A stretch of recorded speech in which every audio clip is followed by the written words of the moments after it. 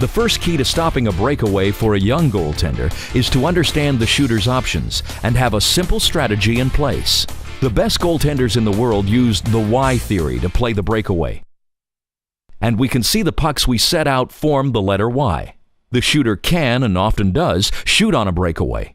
It's our job to prevent a shot if at all possible. The reasoning behind this is simple. If you give a shooter too many options on a breakaway, they will make the goalie look foolish. When shooting, the goalie presents 5 basic targets: the top and bottom corners and the 5 holes.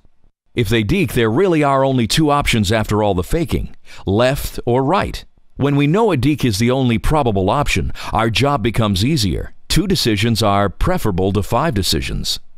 Blake shows us the Y pattern by challenging out, hesitating, and then quickly retreating. Once he gets to the top of the crease, he will explode whichever way the opponent dekes. Once you realize a breakaway is in progress, you must challenge out along the stem of the Y.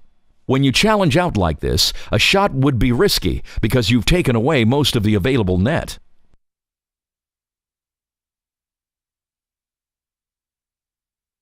The timing of the backward movement is difficult to master, but there are some cues to use. When they get within about 10 feet, you begin backing up, maintaining a fairly tight stance. Parker reads the deke well and slams the door on the blocker side deke. On the glove side deke, Blake shows great patience on the fake and seals up the deke with a powerful diagonal push. Notice that Blake made his move before getting back into the blue crease, as this would have opened up too much net.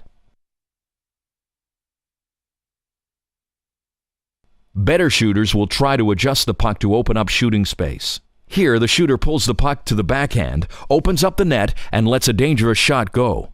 Blake responds well, anticipating the adjustment and explodes out with a nice blocker save.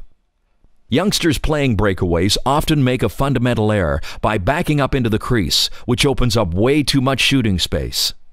In practice, young goalies should practice following the Y pattern to develop comfort with it and to learn to explode in the correct direction at the correct time. Parker shows a textbook perfect execution of this Y pattern. He uses proper hesitation, great stick discipline, and he slides across the top of the crease instead of back to the post. This really jams the shooter, taking away the top shelf. Remaining stationary with your skates planted in the ice causes almost certain failure. The goaltender is susceptible to fakes, good shots, and is easily beaten on dekes because the goaltender has no flow. Retreating back into the crease again causes many problems, and young goalies must strive to make their move at the top of the blue crease. Going for the first move is probably the most common complaint we hear from coaches.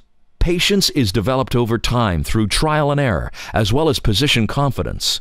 If you have a good challenge on the initial angle, anything that looks like a shot is probably a fake. Biting on a fake many times also opens up holes as the goaltender struggles to stay with the play.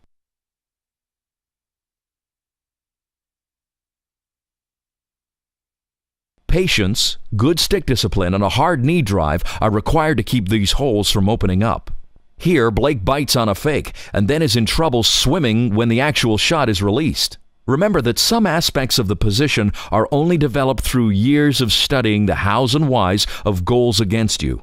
Blake won't fall for that same move again. Keeks keys. Force the deke with a good initial challenge. Show patience and resist the fakes. Close up holes when you drive to your butterfly or half pad save.